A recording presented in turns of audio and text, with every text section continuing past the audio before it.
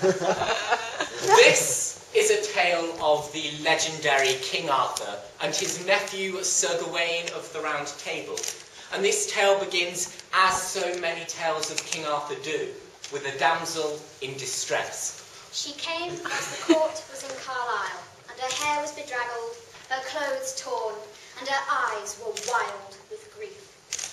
King Arthur, I come to you, brave and noble king. My husband has been taken by the evil knight of Carwathelane. I tried to fight him, see how my clothes are torn, but I was not strong enough, and my husband was taken. Oh. Will you ride to the castle of Carwathelane, slay that knight, and bring me back my husband? Upon hearing this, King Arthur was both shocked and rather excited, for he loves a good adventure. And so the next day he saddled his horse, and with nothing but his magical sword Excalibur for company, he rode out.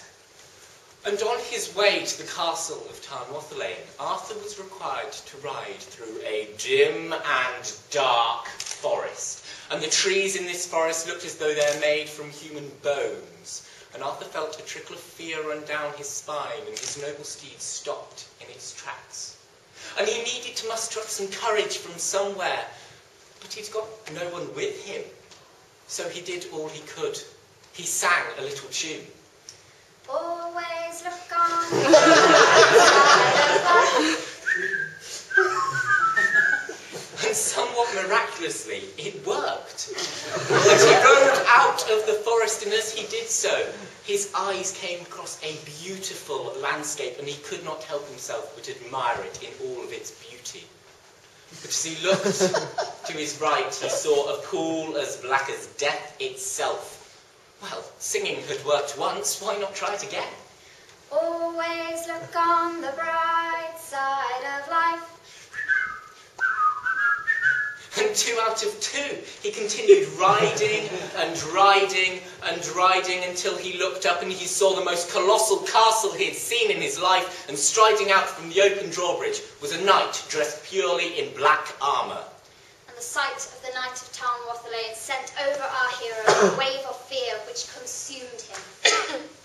So, this is the legendary King Arthur, eh? Tell me, King, why shouldn't you just lop off your head now whilst you grovel before me? You are the devil!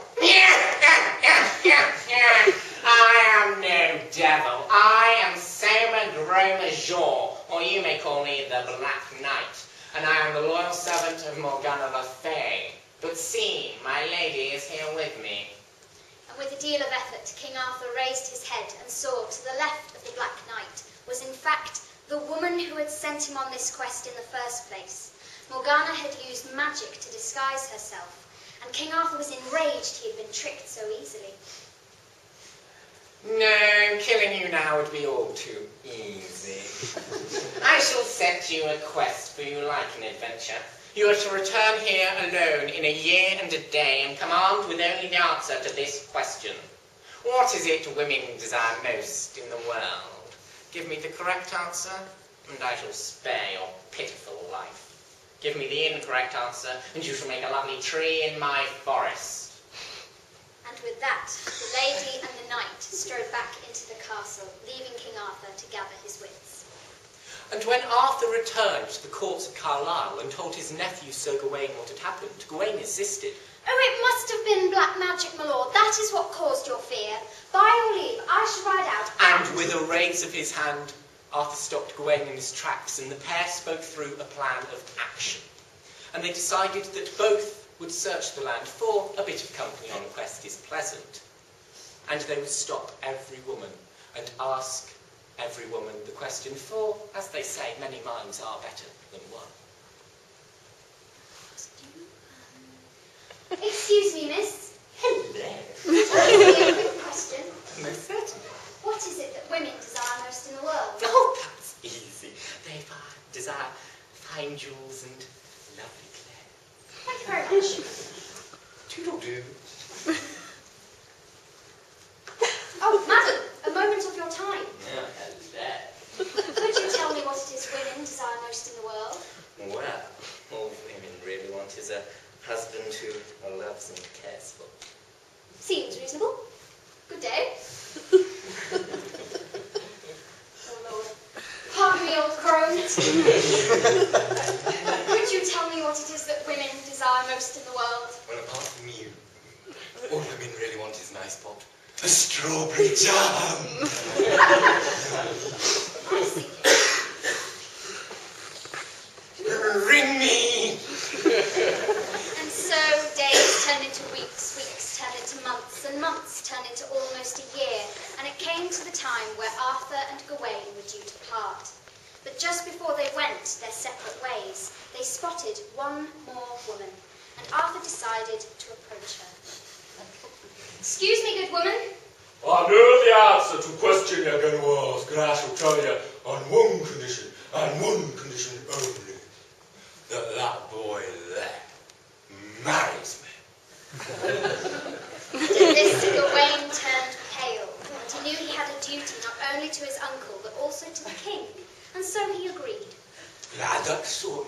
The answer you want is this. Oh, of course! And so, with the question answered, King Arthur set off again for the castle of Tam Wathelain, and this time his heart was not filled with fear, but with pure confidence.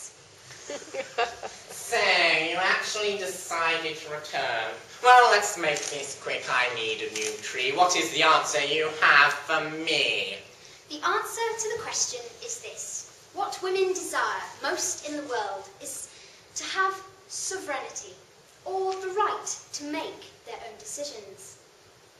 And with this, the Black Knight collapsed, for it was the correct answer, and by saying it, Arthur had freed him from the curse Morgana Le Fay had put upon him.